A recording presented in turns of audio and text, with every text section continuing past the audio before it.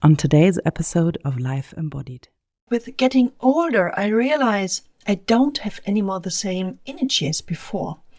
And at the beginning I thought, that's stupid, not having any more the same energy as before. And now I see also the gift in there because, having less energy, I have to be more aware of what I want to do, how I want to deal with situations, with whom I want to be surrounded. There's less space for bullshit. And I'm getting more clear. It's like, okay, no time to waste my energy anymore. No capacity to waste my energy. And that's amazing. It's just like, I have to become more clear. Is this my truth or not? If it's not my truth, okay. Ciao, ciao, cacao.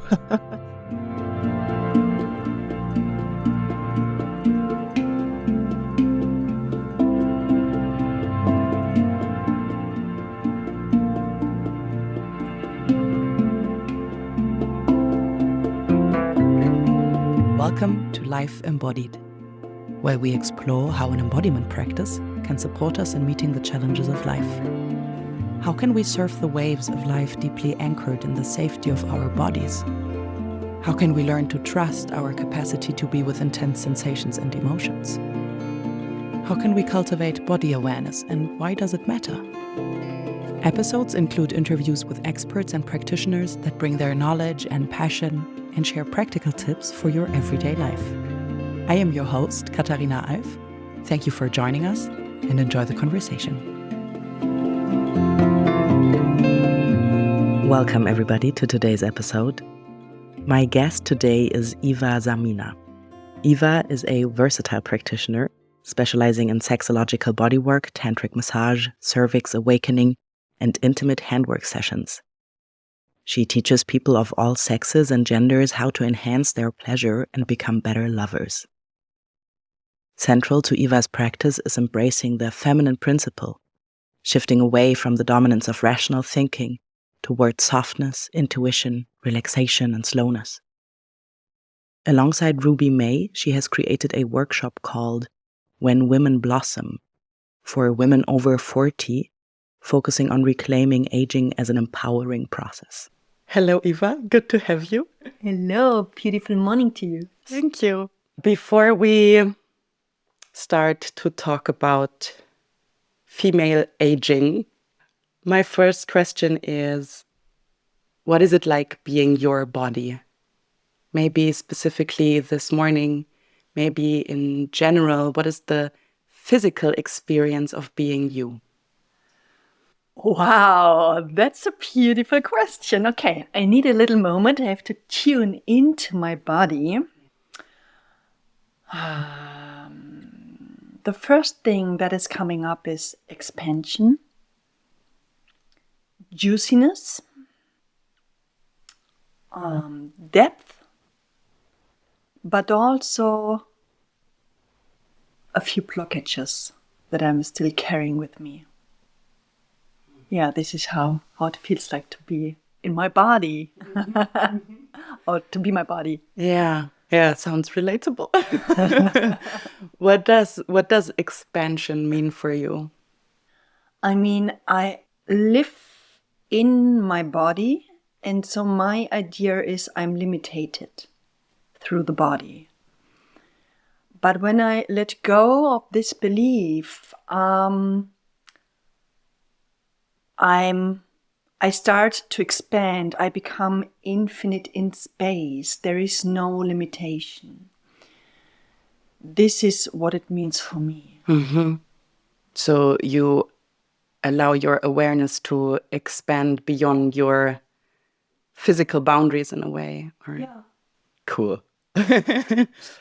Yeah. Because it was the first thing you said, like... Expansion. Yeah, you tuned into your body and then you said expansion. I was like, I wonder what you were tuning into there. Yeah. I do every morning my meditations where I do exactly that, expand. And this morning I got a beautiful bodywork treatment. And so my body feels like, whoa. Yeah, beautiful. Okay, we're here today to talk about what it's like to age as a woman in our times, and how that might also be interconnected with the perception of male sexuality. That's a beautiful topic. Yeah, A big one. It's a big one. And I noticed that on my way here, when I already tuned into the topic and got in touch with what interests me about this, and also what clients already brought to me, that I already on the way here, I got a bit emotional about it. Because I noticed like, wow, yeah, it's really a huge thing. And for me, the charge around it, I think, eased a little bit in the last years, but I remember very well in my early 20s when I had just discovered the power of female attraction in a way. And when I lost the protection of being a kid, basically, and suddenly felt like, okay, I'm free for hunting now. Like, I'm prey. Now I'm prey. But also the power and the games and the whole playground that comes with it, both the danger and the playground. And with this awakening to this power came already the terror of losing it. Oh. Like it almost immediately came with it. Oh, wow. When I discovered how powerful that is, I was like, what happens when you lose that? Oh my God. And I think I kind of fell for this trap of attaching my self-worth to this power. Yeah, sounds a little bit like. And that was a process of realizing that had happened and then untangling that again. But I assume I'm not the only one. Yeah, I assume that too. That's funny because my path has been very different. I became mother very early. With 16, I had my first child. With 21, I had my third child. Wow. And I was always looking forward to get older because people were looking at me and saying like, looking to my kids like, and telling them, this is your big sister. Or they didn't see me as their mother. Like, what do you want here? Like, yeah, I want to come to pick up my child. I was really like, fuck it. I want that they get me, that they see me as a mother, that they take me serious. And I was really looking forward to get older. And people were most of the time thinking I'm younger than I am. When I told them I have 3 kids, they started to go into their head, making me older than I am. So this age thing was always, a thing for me. And then something happened, something big in my life happened. I had a very huge burnout in the middle of my 30s.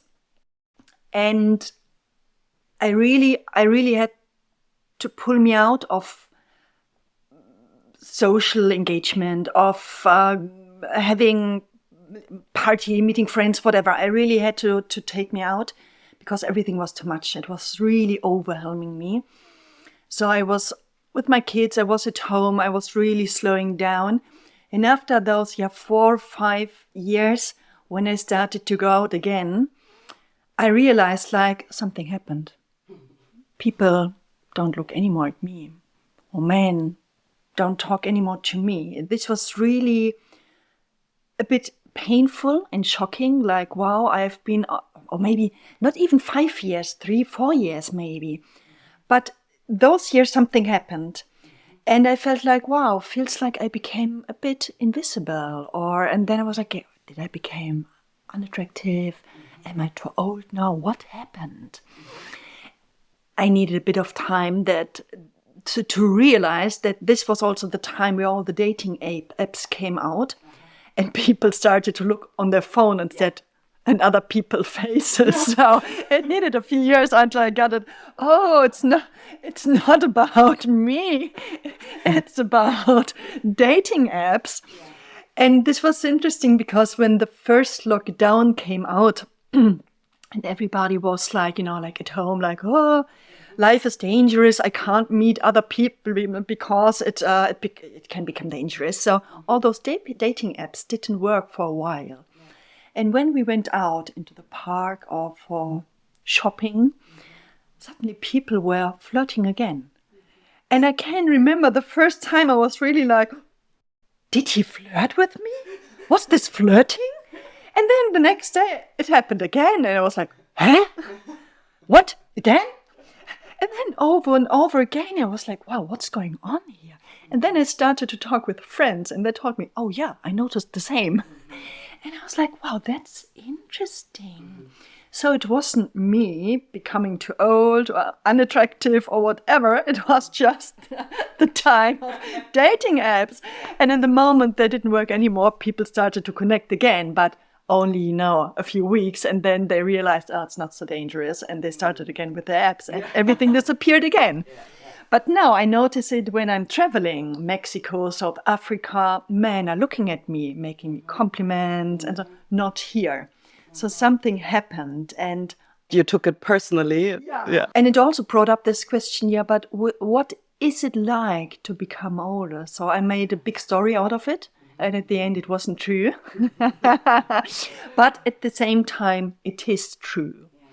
So, and one day I was in a party, and in the middle of the night, a drunken man was walking or crossed my path. And then he stopped, he looked at me and he asked me, aren't you too old for this party? And I was... Aren't you too drunk for this party? so fuck you. This was like, gosh, am I too old for a party? Those little pieces who made me wonder. And then suddenly my body started to change. My beautiful blonde hair suddenly became gray, white. More wrinkles came up. And then suddenly also my daughters were like, Mommy, you got wrinkles. Oh, thank you. And all those different, and every time, I made peace like, okay, now my hair's gray. Yeah, but actually I like, oh, no, wrinkles. Okay. Oh, no, I like them. Oh, no, my belly is changing. Oh, no, my bottom is changing. Oh, gosh, it's going so fast. So it's every time like, ah. Mm-hmm. And, I have a crying eye and a laughing eye. One part is like, no. And the other one is like, wow, that's wonderful. That's amazing. What's happening here? It's like a little bit of adventure living in this body. But it's doing something with me. And I see, of course, right now I'm single, I'm longing for a partnership, and seeing like that many men in my age are looking to younger women. And then again, my brain fog starts to become alive, like, mm-hmm, mm-hmm. And it's interesting what it is bringing up inside me. And since 1 year that I'm suddenly in the pre-menopause, mm-hmm. and I needed a bit of time to understand it. I had weird symptoms in my body. Mm-hmm. So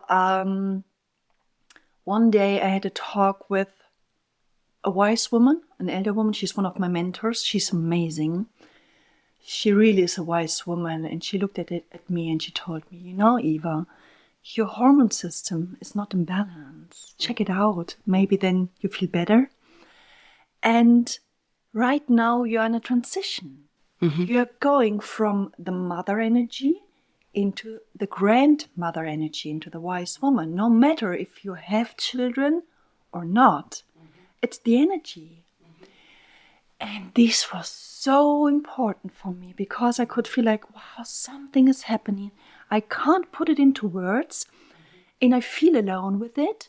I became very harsh with myself, like, Eva, why are you like this? Come on. And I lost a lot of energy, and I was in the middle of my yoga teacher training. I was like, I can't do my asanas anymore.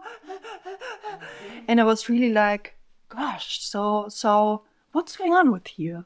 But when my mentor said like, hey, you're in the middle of this huge change. You're in a transition. Mm-hmm. It's about letting go of this mother energy. And it's about opening up and embracing this new wise woman energy. And I really needed this puzzle piece. And suddenly everything made sense. Everything was like, wow, yes, now I got it. Now I can feel it. And until then I thought, I really know a lot about womanhood, femininity, being female, living in a female body. That's my job. Mm-hmm. And I thought, yeah, I got it. Mm-hmm. But now where this new dimension is opening up, I'm really in awe. It's really like, gosh, that's a new dimension. Mm-hmm. That's a totally new chapter of being a woman. Mm-hmm. And that's amazing. It's really breathtaking. It's really like, wow. And the sad thing is we don't have the culture here in our society. We don't have the space to celebrate that, to welcome that. We don't have the knowledge. You know, me living in my body, being totally connected with my body, with my femininity, I was blind. I couldn't see that I'm in a transition and I needed someone from the outside until I got it. And, you know, and I wonder, because I'm not the only one. Yeah. It's like more or less 50% of the population who will go or who are or went through this transition. And I think it's so important. Yeah, it's super important, yeah. That we remember that we really remember that, and that we support those people. Because there was this time where I was sitting on my sofa and I got some kilos more, my energy was low, my libido went down, mm-hmm. My headache here, and I was grumpy, and I was me. I was like, that's horrible to be me right now, and I don't want to be with me right now. And I thought, okay, but to how many women is this happening? And they don't understand it. I went to the doctor, and the doctor said, you don't have anything. I went to the next doctor. The next doctor said, that's normal. No, actually, that's not normal. I don't feel good. No, that's nothing. And it's like, and I think, okay, how many women are there? And then doubting themselves, like, okay, I'm not good enough. I'm not attractive enough. I'm maybe the partner looking at the partner, the wife, saying like, wow, gosh, what's happening to her? That's not attractive. And, and all this thing, because we lost the knowledge of what it means to age. Yeah. Yeah, and because we refuse to give worth to this. Yeah. Or acknowledge the worth in it. Or yeah. Okay. So let's unpack. There was a lot there. Because I think there already is the glimpse of it's not normal, it doesn't have to be endured. But before we go there, let's look at what happens before. This pressure on women to be physically attractive in our society. And this whole dynamic around this topic, because I think it's huge. It is huge. It is. And almost crazy. Yeah. Insane. Yeah. So when I go through social media, there's so much publicity for face yoga, for Botox, for whatever. Then you can use the whole time Forever Young filters. The other day a friend showed me a filter and I was like, I look 10 years younger. Oh my God. And it's like, it's tempting. Yeah. It is. Yeah, for sure. Oh, people don't see my wrinkles. I look better. But of course, that's not the truth. Yeah, that's tempting. So you perceive that it's gotten way worse with social media. I mean, almost 15 years ago, I was traveling in Venezuela. And there it was totally common to have booby surgeries, to have face surgeries. And everybody was looking at Venezuela and Brazil. And it's like, wow, yeah, they're doing it. That's crazy.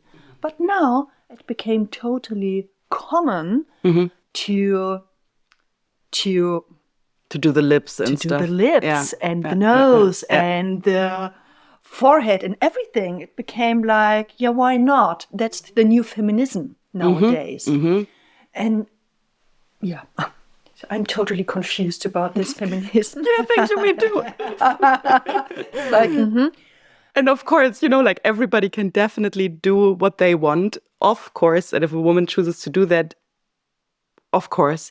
But there is a part of me that's really like, this is not feminism. Yeah, like, it's not. It's somehow, it feels like the opposite, but I don't know. Correct me if I'm wrong. Yeah, this is being part of the game. This is being part of the industry. He was earning a lot of money, working with your feelings and emotions and unworthiness. And I heard about girls at school, young girls, 10 years old, like, oh, I'm too fat, or I'm or, and it's like, well, what's going on? And they're the whole time with TikTok and blah and.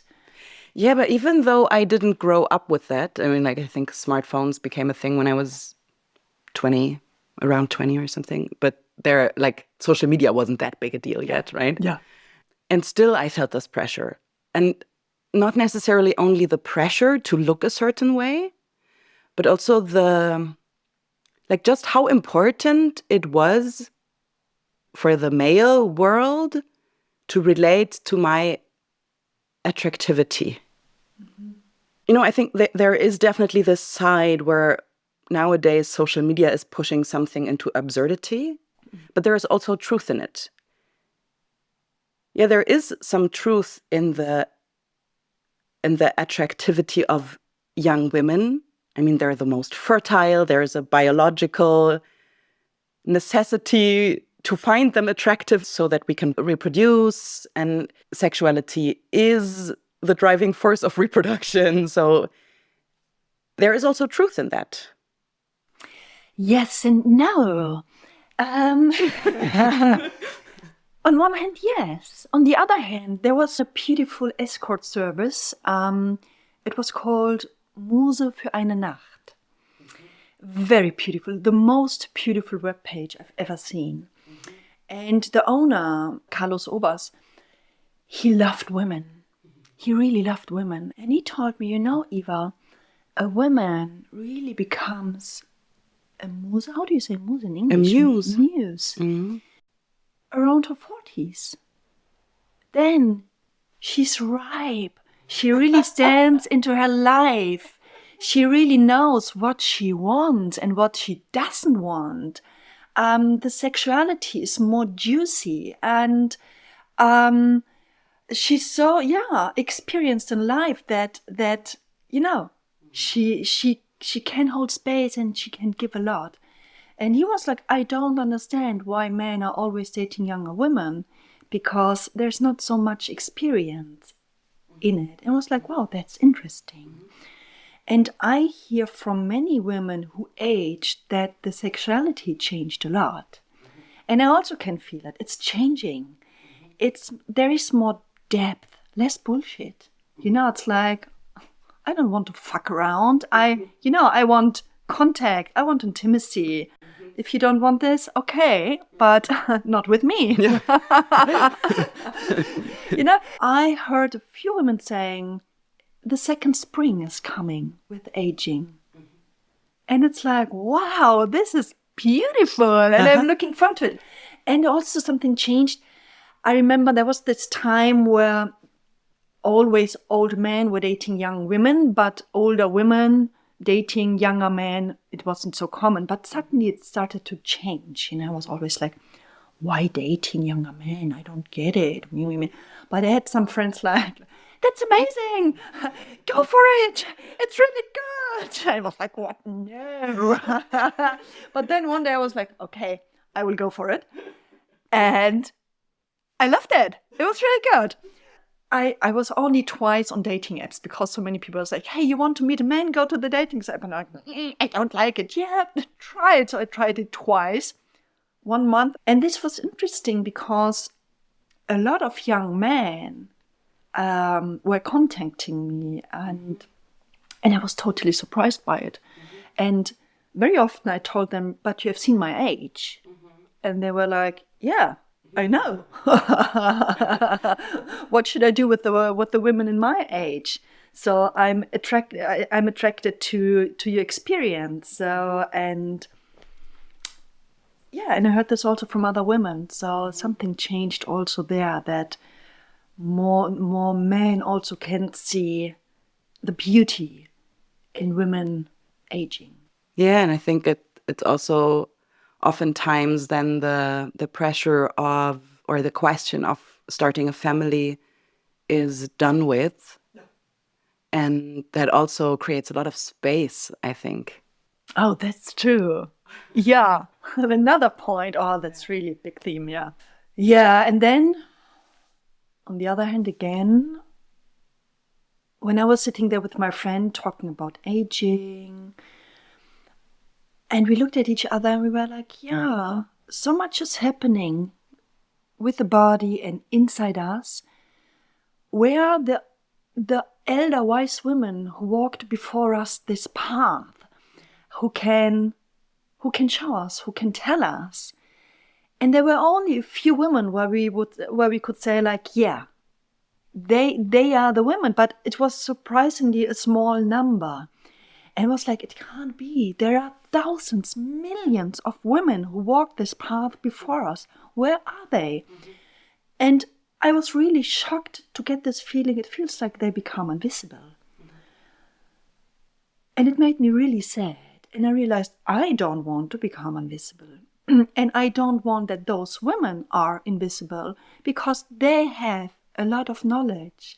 They are carrying a lot of wisdom inside them. And this is where my friend Ruby May and we started this workshop in Women Blossom, where we decided like, hey, we want to create again a culture where women from a certain age can connect and support and bring back the wisdom of aging, which is so important and so beautiful. And we had a few rounds now, and it's so incredible touching. It's really touching. And to see the magic that is happening. And I think we need those women in the society. We need them, because they know, many of them, how to give life, how to nurture life, how to support, how to hold space, how to make things beautiful, how to bring money in at the same time. So many things they know they did. And especially, this caring energy.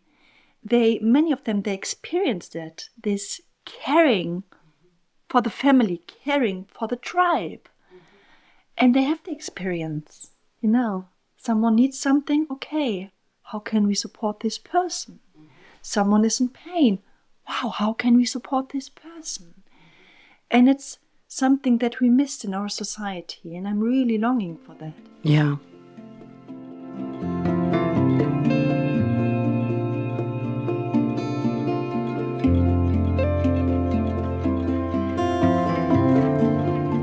You have this workshop when women blossom, and the description of the workshop made me think like, I can't wait till I'm old enough to go there.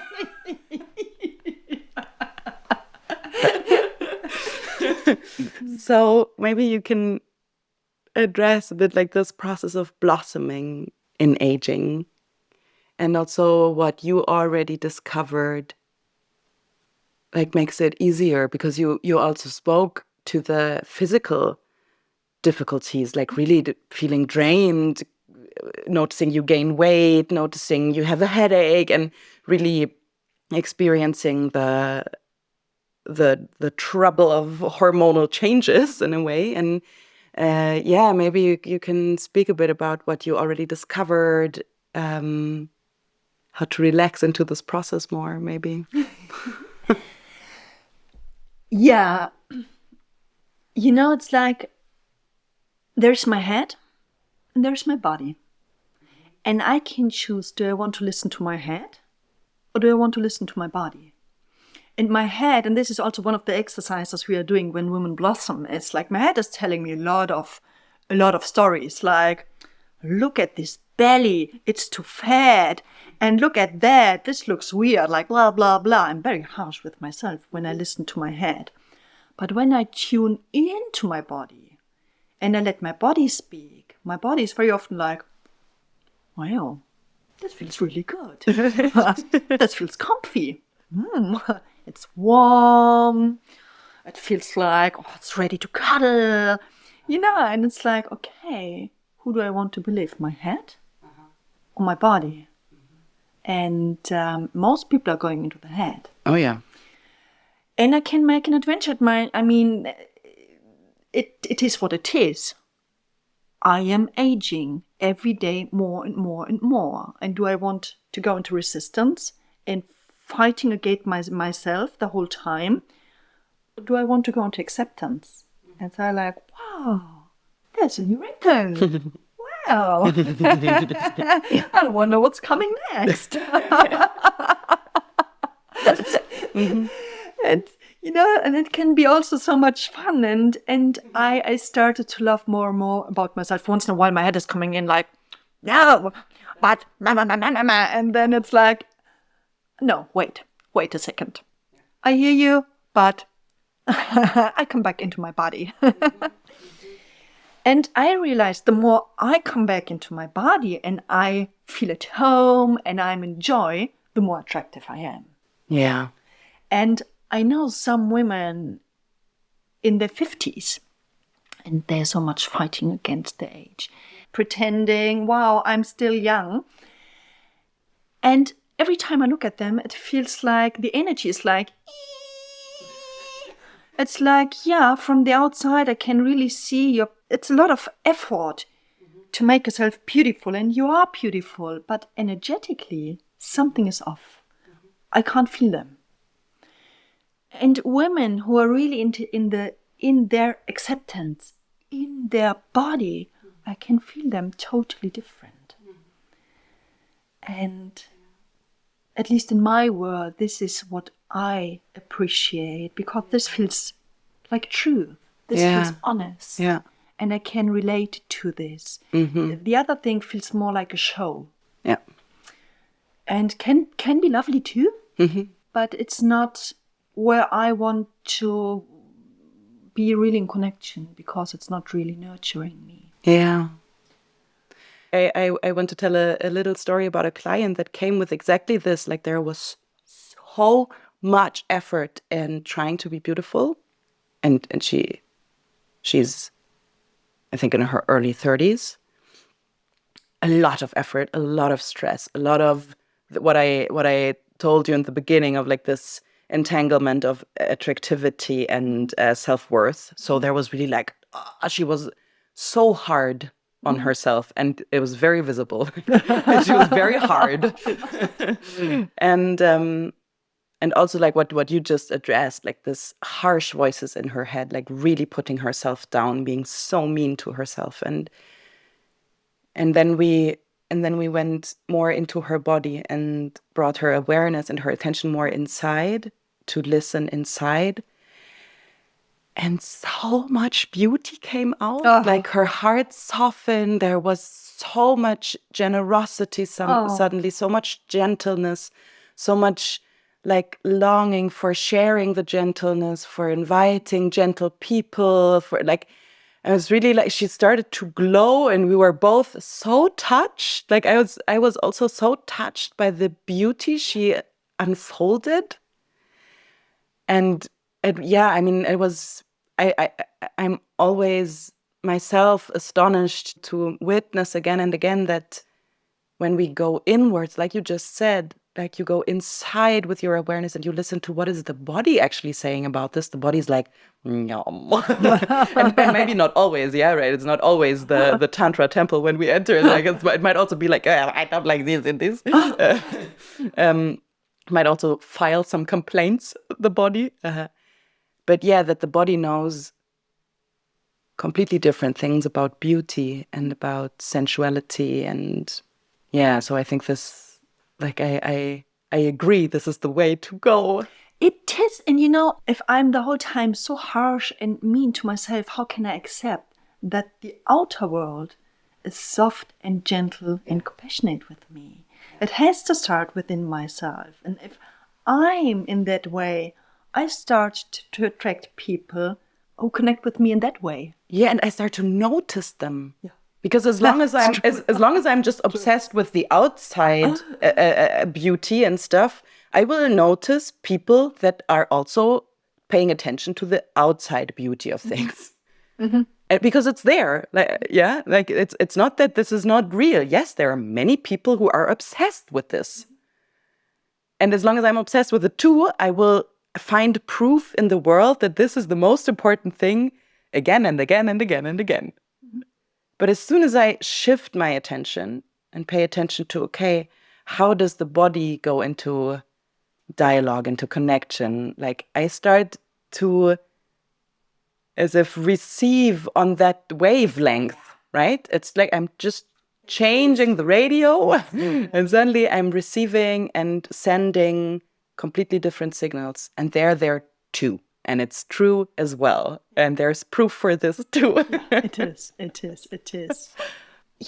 Whilst you were talking, I was thinking about in, those VIPs, Hollywood and so on. Who of those women are really one of those where I say like, yeah. Meryl Streep. That's good. There are only a few, huh? And the other day I read that Pamela Anderson now is always going without makeup to events because she said like, hey, it's important that young women are seeing that this is how we normally look. Yeah, I want them that they understand it. So, and I thought like, wow, that's cool.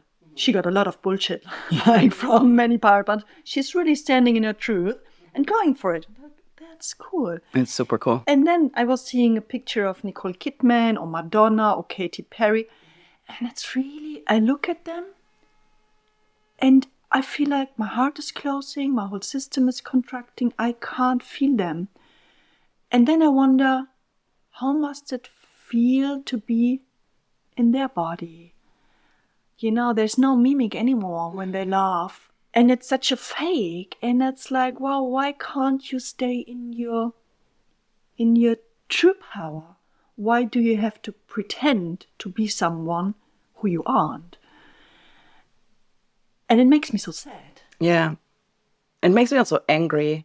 And I think like there is this danger of like, women just can't do it, right? And if they like, what is aging gracefully even? And if they don't do Botox, they get the hate. If they do Botox, they get the hate, even from women. And I don't want to join any crowd that is putting women down. But there is sadness and anger when I see those pictures. And I remember when the Ocean's 8 movie came out.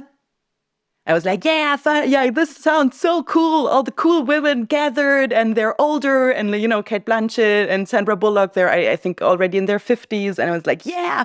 And then there were Botoxed into oblivion. Like there was no facial expression when I was like, this sucks so much. Like this is not a representation of aging women. Yeah, no. This is a representation of please don't age women, and you're aging well when it's not visible that you're aging, and if they can do it, you can do it, and if you're wrinkly, it's your fault. Make more money. It's a bit like that. Yeah. So yeah. That sucks.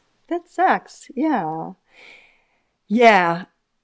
And just me, when I was this month in Venezuela with all those made boobies and so much surgery around me, after 2-3 weeks, I had so many complexes. Yeah. I'm fat, I'm wobbly, I have hanging tits. And I was like, oh gosh, 3 more months and I start to do my boobie surgery. I start to save up. So, oh my God.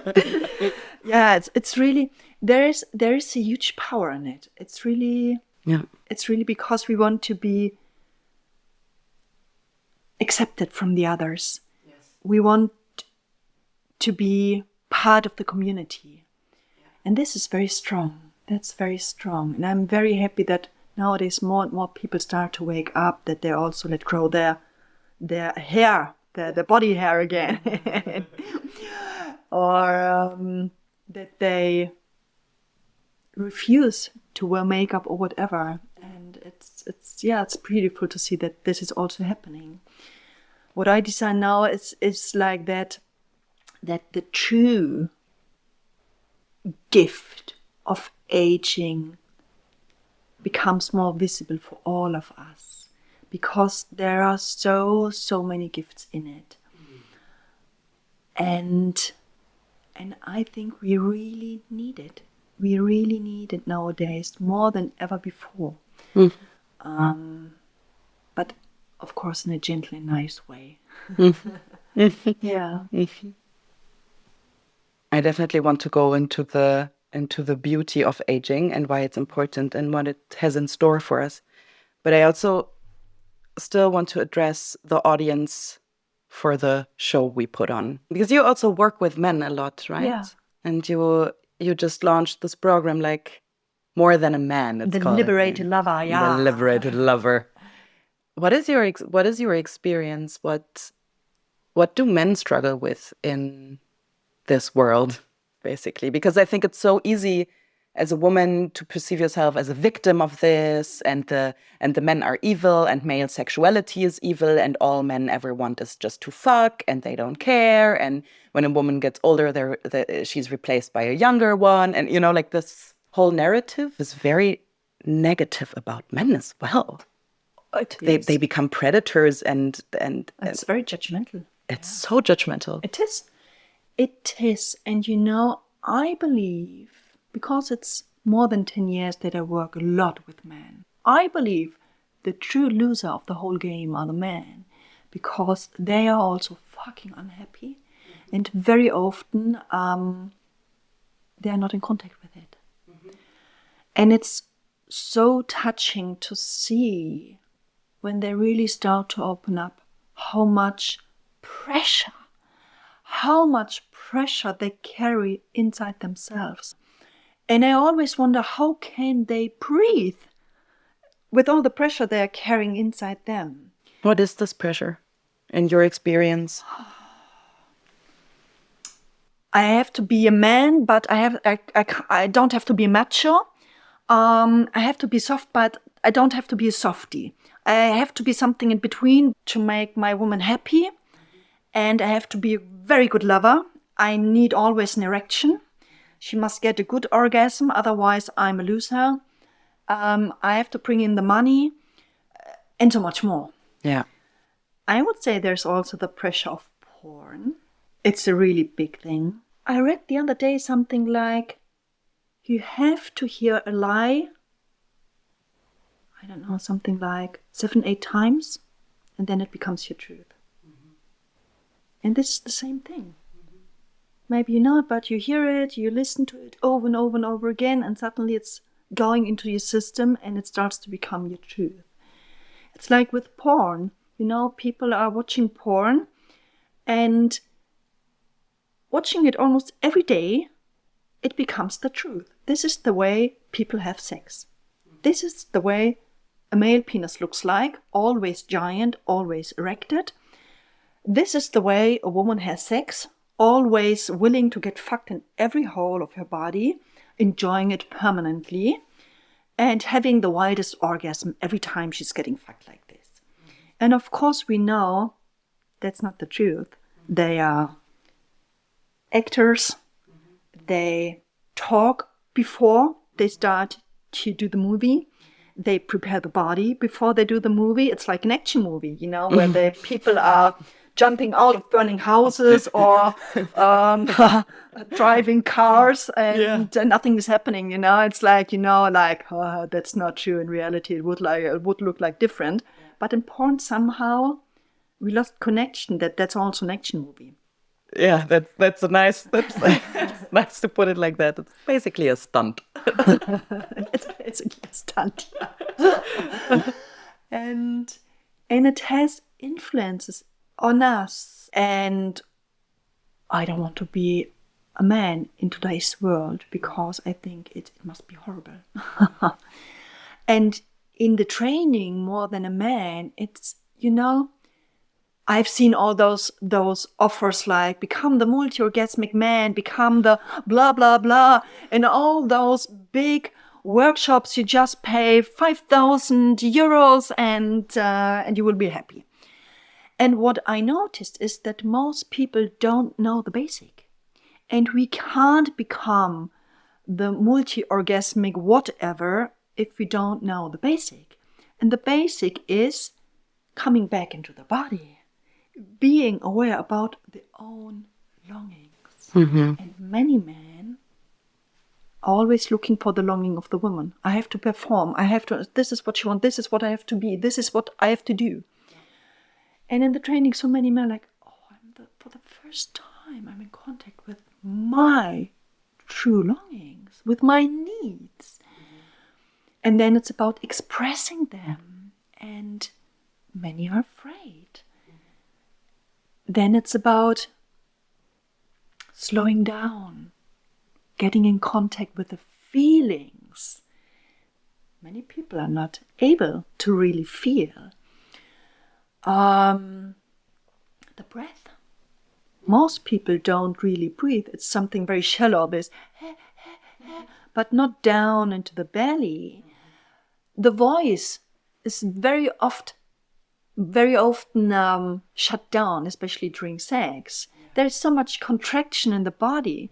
It's important that we learn to move the body, to open up the body, to breathe deeply. That's the basic. And then there's also a little bit more like to know about also male sexual about male sexual anatomy. That's the right word, yeah. And female anatomy, because most people don't know.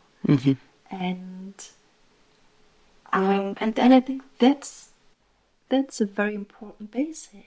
Also there's slowing down, being present, being curious, playful, being unintentional. And it sounds so easy. But practicing it can be very, very challenging for most people. So when I kiss you, why do I want to kiss you? Is it just because I want to kiss you? Or is it because I want to have sex with you? Or is it because I'm interpreting you want to be kissed? Or, all those stories. And how can I learn to be honest with it? Yeah. Yeah. And the feedback many, many men are giving me after the training is, I can feel for the first time in my life myself. I'm back in connection with myself, finally. My partner gave me the feedback, I'm touching her differently. I don't touch her differently. I'm doing the same things I do before. But somehow she says I'm doing it differently. Or I can see my partner for the first time different. Now I can hear her. Yeah. I understand what she means. I'm talking differently to my kids. The other day I was dancing in the office or I was singing on the street, something I never do. And this for me is like, wow, that's the most beautiful feedback I can receive, because I can really feel like they are reconnected with themselves. And that's the most important, beautiful thing we can do. Yeah. Yeah, I think this is such an important piece to the puzzle, that we as women, that we pay attention to what image of men do we carry, how do we look at men? How do we look at our partners? How do we look at men in general, at potential partners, because I think we carry so much judgment and yet feel like we're the victim. And that is really not fair at all. No, that's not fair. I think men become increasingly victim to female judgment. And actually, for me, it feels like we castrated our men. Every time I'm leaving Germany, it feels like, wow, suddenly there's a man who has the courage to speak up, to come to me, to ask me for my telephone number or to give me a compliment. It feels like, yeah, so many men are afraid. Even if I feel like, wow, there's one who's attracted to me. Without alcohol, without drugs, it's almost impossible. Or without a dating app, that a man is coming to me and telling me what's happening inside him. And that's a pity. That really is a pity. And I think it's important that we bring it back into our society, because it's beautiful to get compliments, also to give compliments. And I think men should be free to be able to give compliments without being constantly in fear to get punished when they do it. Yeah, I mean, it's also a question of the intention, right? Like, Yeah, of course. But I think this is so course. important, like really pay attention to the intention. Yeah, of course. Yes, the other day I told a friend, like, I just got catcalled on the street. And she was like, did you punch him? And I was like, no, I ignored him and then I enjoyed it. To be honest. Because I didn't feel threatened. Like, he was not threatening me. Yeah, I think the nuances are so important here. Yeah, both sides. Like, from which part in myself do I say those things? With what kind of energy do I say it? And then it's my choice if I want to take it or not. So if the person's saying something fucked up, it's like, yeah, it's stupid, but I don't have to take it. It's like, yeah, thank you, but no.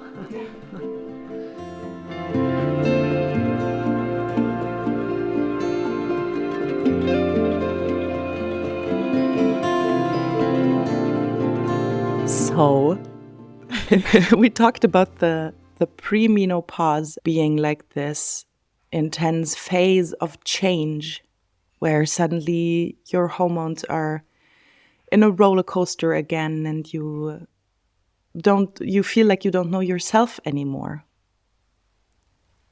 What is, from your point of view, what is happening there? What kind of wisdom and beauty maybe also lies in this phase? Yeah. There's a beautiful beauty in it. It wasn't so easy at the beginning for me to see it. And slowly I start to get a bigger understanding about it. Just the simple fact of it's a transition. You know, especially we as women, we have several kind of transitions in our life. The first time is when we start bleeding. That's the first huge transition we have. Then the second time might be if we are giving birth to a baby. That's a huge transition. And now this time from bleeding into everything becomes a roller coaster until we stop bleeding. That's a huge transition too. And for some women, it's quite fast, 2-3 years, and it's done. And other women are dealing 15 years with it, or up to 15 years. And I had the luck that one of my mentors, she's a very elder, wise woman, she took me by my hand and she told me, but Eva, can't you see? You are in a transition now. You're transferring from the mother energy, and it's not important if you have a child or not, into the grandmother energy. Means you're getting one of the older wise women now, one of the women who's making the decisions for the tribe. Suddenly I could see it. This was the puzzle piece I was looking for, and suddenly I got it. And it was like suddenly a door opened up into a new dimension. And I was thinking this, I really started this being a woman in such a beautiful, intense way the last 20 years. I mean, that's my job. And suddenly a new door opened up, and I almost went on my knees, totally in awe. I was like, gosh, I have no idea about being a woman.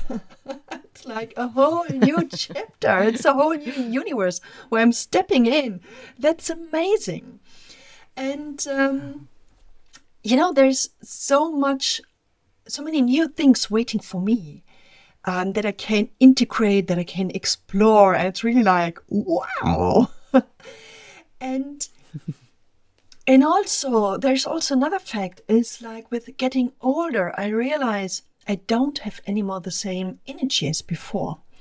And at the beginning I thought, that's stupid, not having any more the same energy as before. And now I see also the gift in there because, having less energy, I have to be more aware of what I want to do, how I want to deal with situations, with whom I want to be surrounded. There's less space for bullshit. And I'm getting more clear. It's like, okay, no time to waste my energy anymore. No capacity to waste my energy. And that's amazing to see, like, I have to become more clear. Is this my truth or not? If it's not my truth, okay. Ciao, ciao, cacao. It's not serving me. And that's also something very new in this intensity. And actually, I like it. I really like it. Mm-hmm. Mm-hmm. And the other day, someone told me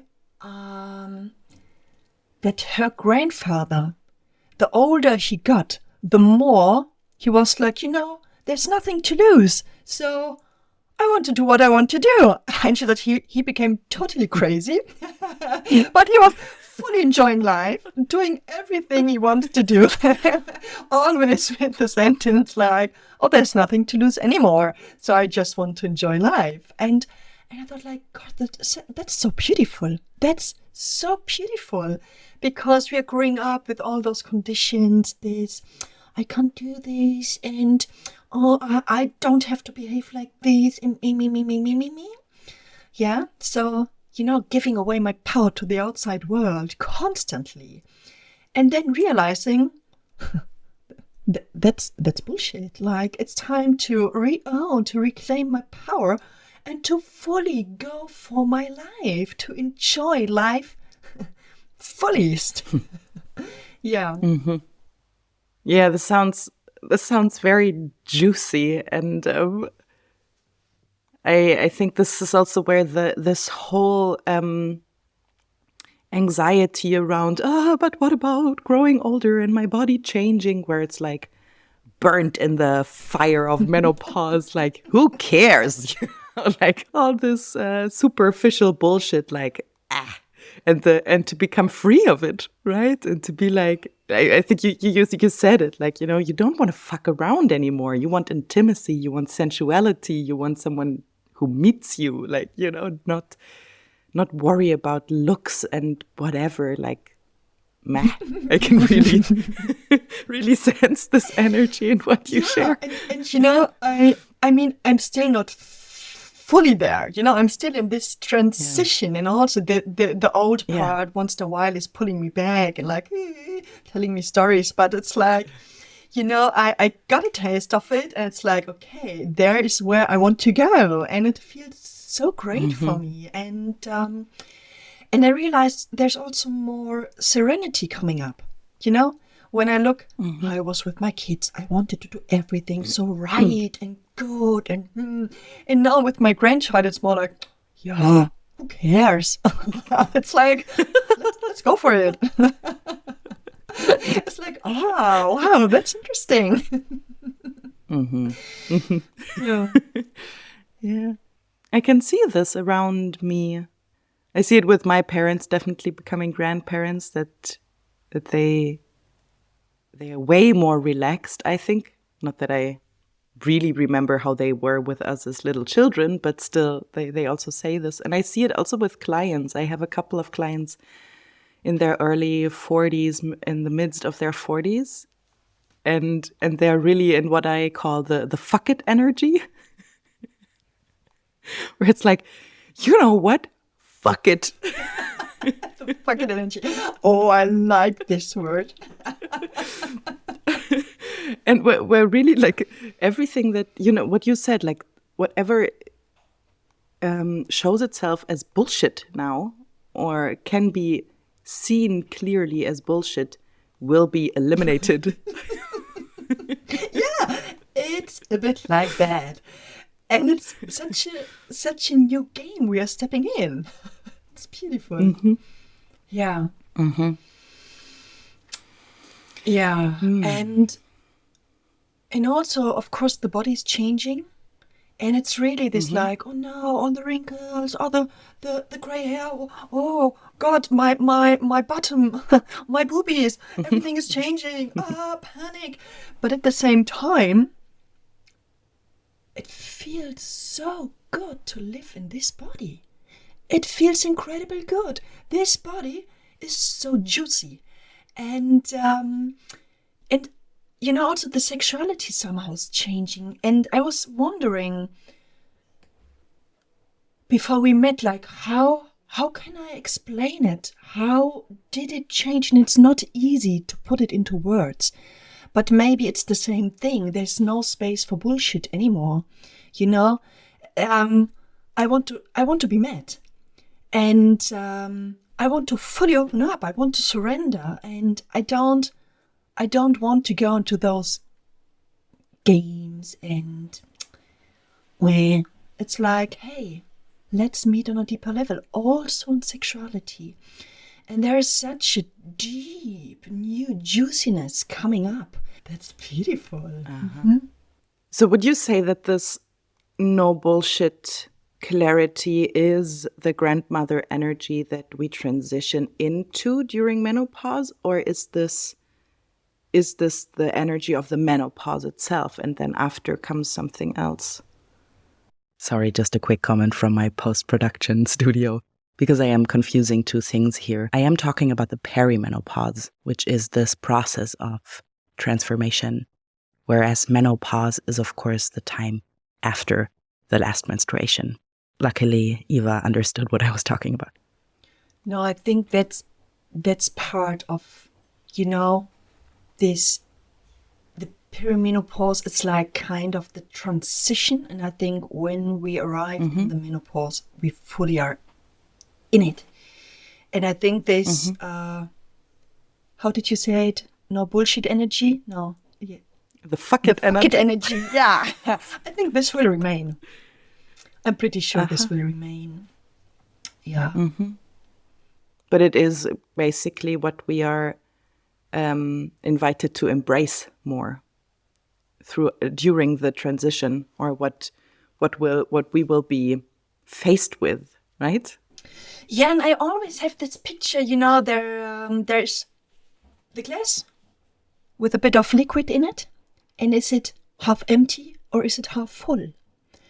And now if I say like, oh, I have less energy, I can decide, do I want to go for the half empty glass, or do I want to go for the half full glass? So it's my decision, what I do with it, where I want to go. And I think it's that, to see the beauty in everything that happens. And it's happening for a reason, I'm pretty sure. Mm-hmm. Mm-hmm. And the other day someone told me, and this was so lovely, this is why I want to share it. The younger can run faster, the older ones know the shortcut. And I thought like, yeah. it's about like that. Like, yeah. Yeah, so far I only heard that the younger ones can run faster, but the older ones know the way. But they don't only know the way, they know the shortcut. Yeah, absolutely. So what would you say is important in this phase of transition? How can we support ourselves, the women around us, our partners, going through this phase? I think the first thing is that we have to understand what is happening, because as I told before, it's like many women don't know what's happening. It's a very often a very slow, silent transition. Something is happening here in the body, something is happening there, and then it's getting more. And you're now sitting there like, oh gosh, what's happening? The doctor's telling you, oh, it's normal, you don't have anything, But I think it's good to know that there is something like the menopause. And also to maybe have an understanding what the menopause can bring. It doesn't have to happen, but it can happen. Yeah. And then I think it's very good that we look for people who already made this transition, where we think like, wow, she did it in such a beautiful way. I would like to learn from her and to reach out to ask like, hey, can you tell me? Can you describe me? Because I don't know.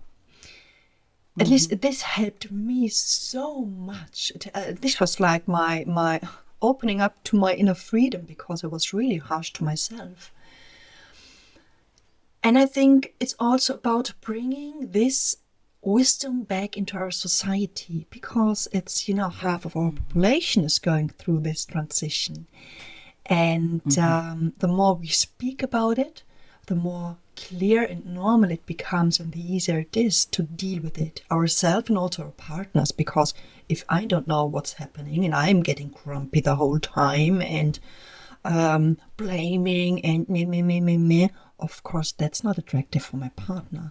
But if I know about it, and if I start to step into my power, and if I connect also with the beauty in it, there's more radiance, there's more joy, and of course this is also more attractive for my partner. And then also my partner can deal with it better when I have a down, or if I have a new issue coming up. Would you say that that the energy is a bit related to the premenstrual energy also?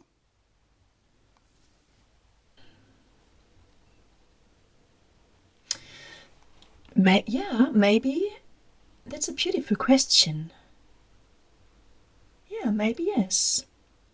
Because many people experience it as well, right? Is this kind of fuck it moment, or no bullshit, and like where this also kind of clarity and more assertiveness comes up, or it could come up if we didn't dive into the oh my god, but went for it. And I was just wondering if this could also be a preview and a like a rehearsal. A monthly rehearsal for menopause. Yeah, I think that's very beautiful to look at it like this, because in my premenstrual time, everything,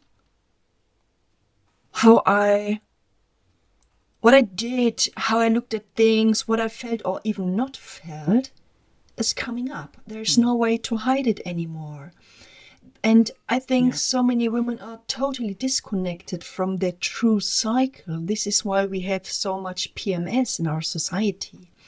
But I think it's a beautiful gift, because then we can't hide anymore. Our body, our life is telling like, hey, darling, look at it.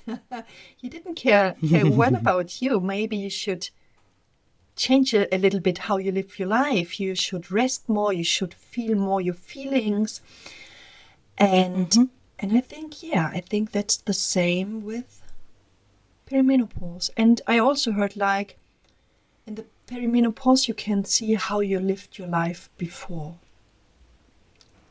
It's a mirror for the life before. So I think it really makes sense to take care of what we think, how we live, how with which people we are surrounded. That's very important. And also like having an emotional hygiene to allow myself to really feel everything there is. Also the anger, also the sadness, also the grief, also the grumpiness, the wildness, the juiciness, to own it. And I think then the PMS will disappear. And I think then also many issues in the perimenopause will disappear. Yeah. So for me, it's a beautiful mirror. Like, gosh, now I can see. Oh.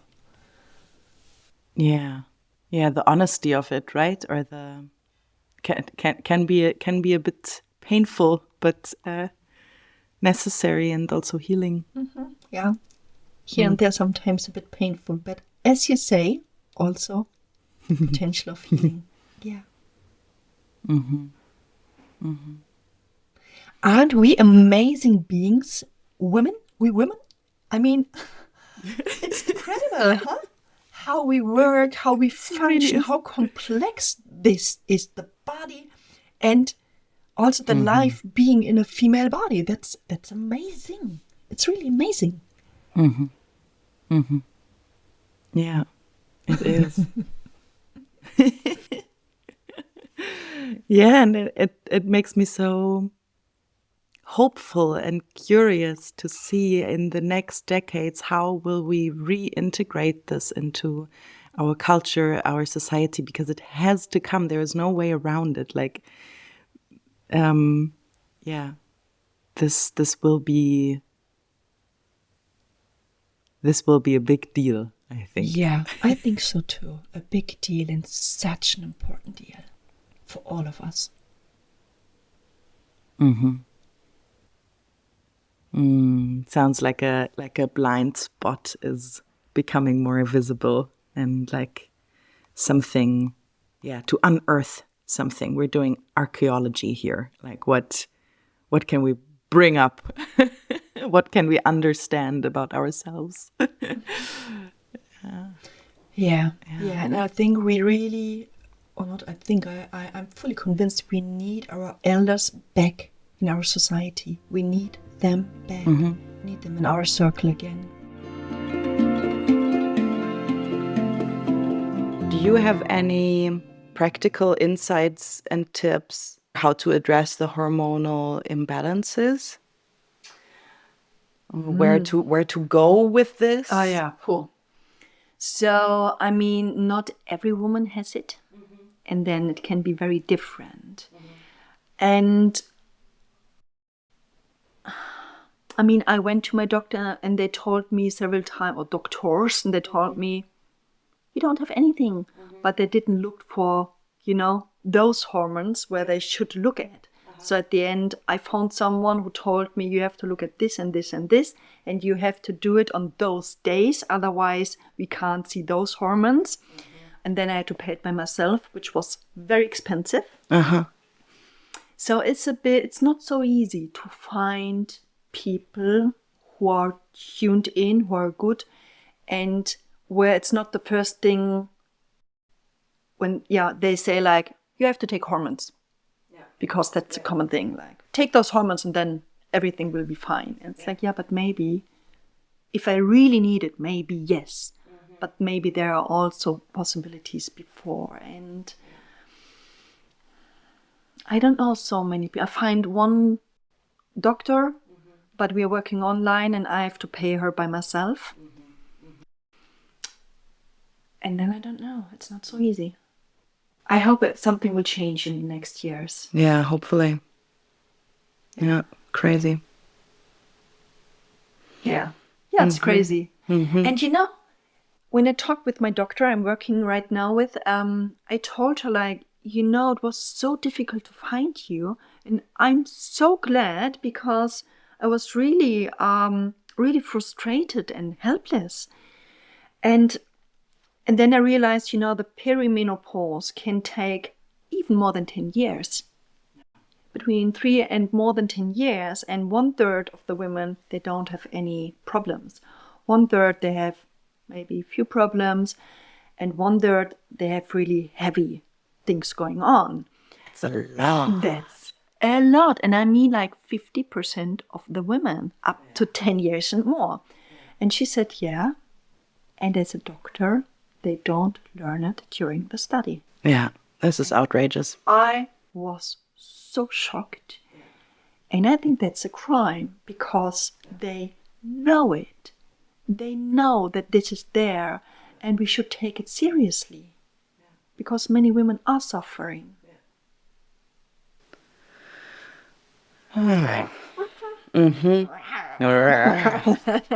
Yeah, so I think the empty spaces that need to be stepped into have become very visible. We need elder women like that. One woman said to you, like, "Oh, darling, just you wait. Like, just wait what's in store for you." Yeah. You're just getting started. So we need these elder women that tell us that it's something to look forward to. Yeah. Yeah. And we please need good doctors to address issues that can be addressed. Yeah. Doctors and healing practitioners, we need Yes. them. Yes. So if you're a doctor, like, please. Oh, yes, please. Yeah. Cool. Anything else you want to address? You want to speak about? I think the most important thing that I experience in my life and what I observe with friends is to really question, is this really the truth? Is this really my truth? And to open up for the beauty that comes within. It's not something we have to fear. It's something we should embrace. And I think that's a huge game changer. Sounds like I'm very old. You're not, but you're a grandmother. Yeah, thank you. Thank you so much. That's a beautiful talk. I really enjoyed it. Cool. Yeah, me too. Thank you, everybody, so much for listening. If you want to find out more about Eva, you can find her on evasamina.com. That is IVASAMINA.com, as well as on Instagram, and I will link both of those in the show notes. I am so curious to hear how this episode landed with you. So please get in touch if you have questions, comments. If you think we missed something super important, you can always email me via info@katharinaalf.de. And of course, you can find me on Instagram at Life Embodied Podcast or at Katharina. So be well, be safe, stay sane, and see you soon.